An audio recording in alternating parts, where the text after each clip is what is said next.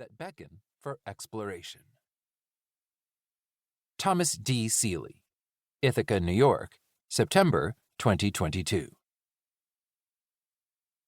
Chapter 1. Avoiding Asphyxia. Every journey starts somewhere and sometime. My scientific journey began in my boyhood home, which is a little valley called Ellis Hollow. It lies a few miles east of the small city of Ithaca in New York State. The time was early June 1963, and I was not quite 11 years old. There were not many houses in Ellis Hollow back then, so not many people used the road that runs through this valley. I enjoyed walking along it slowly, looking and listening.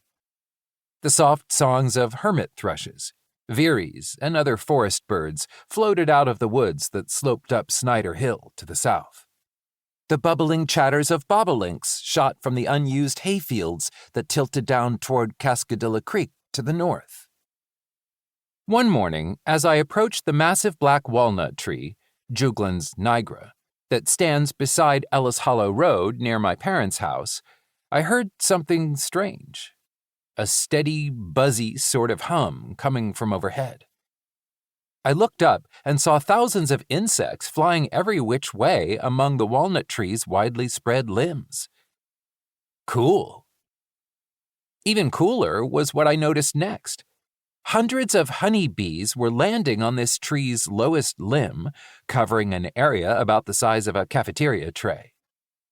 Sunlight glinting off their wings had drawn my eyes to their landing zone, about 10 feet, 3 meters up. When I approached to get a better look, I saw that the bees were walking toward and disappearing into a knothole. They were moving in.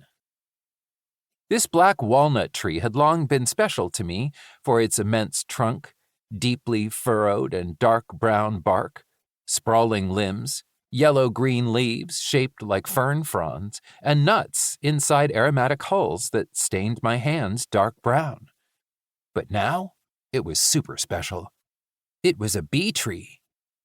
Ever since I was a little boy and had studied the drawing of a bee tree in A. Milne's book Winnie the Pooh, I'd hoped to find a real bee tree.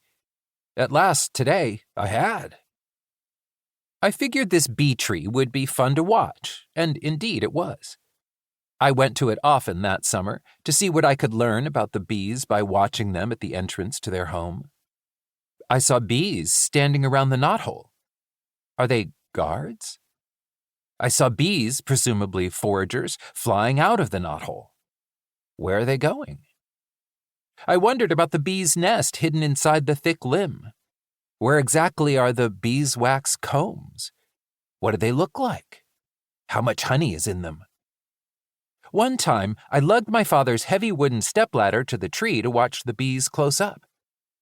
I didn't have a beekeeper's veil, so I didn't dare get close enough to peer straight into the knothole. I did, though, get close enough to watch bees flying home with loads of pollen attached, somehow, to their hind legs. Other bees stood nearly still in the knothole, facing outward with their front legs and antennae raised. They looked extremely alert, so I guess they were standing guard. I remember wondering whether the knothole proved a big enough breathing hole for the thousands of bees living in the tree cavity.